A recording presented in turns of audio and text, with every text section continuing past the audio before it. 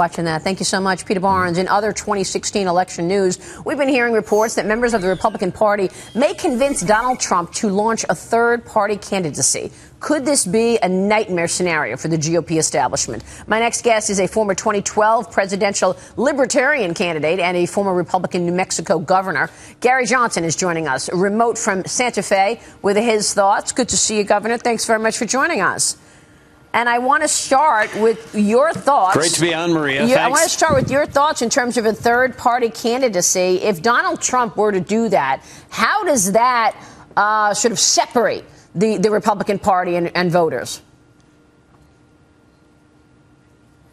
Well, one thing to point out is it's really difficult to do a third-party run. Now, Donald Trump could do that tomorrow, but if he stays in the Republican primaries, which I'm going to assume he does, it becomes more and more problematic. I mean, there are deadlines, there are conditions that if you're running as a Republican, you can't turn around then and run as a third party. So that's going to be his difficulty, running as a third party. If he decides to do that, I think he can be formidable because he's got the money to be able to throw at it. Yeah. So what are your thoughts on the current field? I mean, there are some speculation this morning that Joe Biden enters the race and that maybe Hillary won't be the Democratic contender. What do you think about that? And also about the current lineup of candidates on the GOP side? Well, on the GOP side, what are there, 16 candidates now? You know what would be really fair is if they've got a 2-hour debate slot, give them all 6 minutes and limit them to 6 minutes and let them make their pitch and see how that all turns out.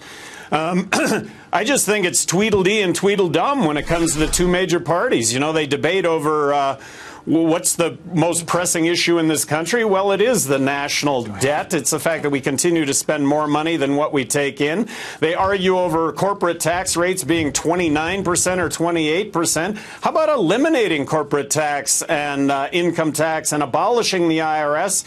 And if you've got to replace it with something, do it with a national consumption tax. That would just blow that would just, be a gusher when it comes to the economy. We'd need 10 million immigrants to fill the jobs in this country if we didn't have a corporate tax. And of course, then there's Donald Trump, and then there's the Republicans with a race to who's the most socially conservative, and then there's Democrats that they're trying to be everything to everybody, and that costs. Mm-hmm. You know, Maria, it's interesting listening to the governor. Governor, it's good to see you, and thank you for your input. What about the fact that you have Ross Perot? Anyone remember Ross Perot got 19%, another billionaire, formed a third party, and as a result, the Democrats won the White House. That's what I was insinuating. Donald Trump said he wasn't going to do it. Politics is a blood sport. He's going to get beat up by the establishment. He's beating up the establishment.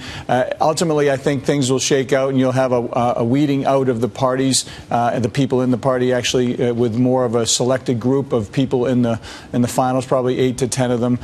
In the Democratic side, with the vice president getting in, I think that's a good thing. He does bring a lot to the table as good foreign policy. He is a Washington insider, but people, quite frankly, don't want another 4 to 8 years of the Obama, Clinton, Biden foreign policy failures. So it's certainly fascinating. I've enjoyed meeting a lot of the candidates in New Hampshire, bringing them around, having a lot of them at my house, meeting independent and undecided voters, getting to know them better. So we'll see what happens. But Ross Perot, he enabled the Democrats to take over the White House, and I don't think Donald Trump's that selfish. What do you think, Governor?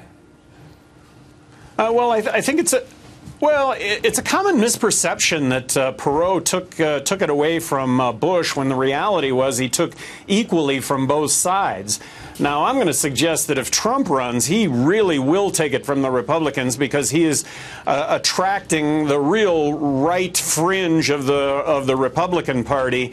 And I am talking now about his comments regarding immigration.